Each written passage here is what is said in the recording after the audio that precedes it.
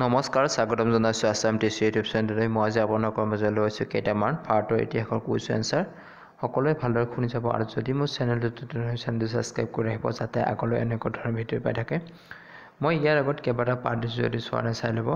আৰু যদি মোৰ চেনেল নতুন হয় চেনেলটো ছাবস্ক্ৰাইব কৰিব আৰু অতি সোনকালে 1K ছাবস্ক্ৰাইব কৰিবলৈ আশা কৰিলোঁ। কুৱেশ্যন নম্বৰ 71, আইন-ই-আকবৰীৰ ৰচক কোন? উত্তৰ হ'ব আবুল ফজল।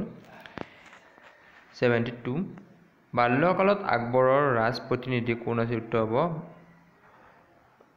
বৈৰাম খাঁ।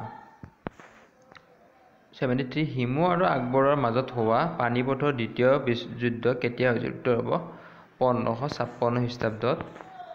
74, জাহাংগীৰৰ ৰাজত্বকালত 1615 খ্ৰীষ্টাব্দত ভাৰতলৈ অহা ইংৰাজ পৰ্যটকজন কোন? উত্তৰ হ'ব টমাছ ৰো।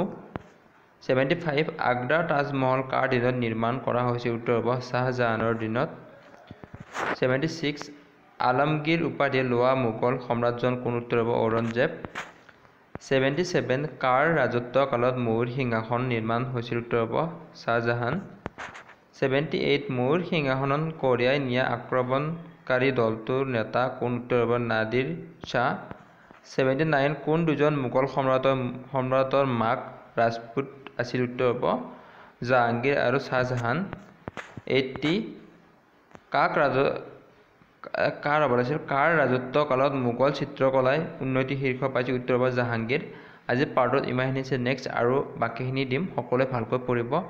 আৰু ইয়াৰ আগতে মই অসম হিষ্ট্ৰীৰো দিছোঁ পাৰ্ট, লগতে অসমৰ জিঅ'গ্ৰাফী সকলোখিনি দিছোঁ, যদি চোৱা নাই চাই ল'ব। আৰু সকলোৱে যাতে চেনেলটো অতি সোনকালে 1K কৰে তাৰ আশা কৰি মই যিমানে সংগ্ৰহ কৰিছোঁ। নমস্কাৰ।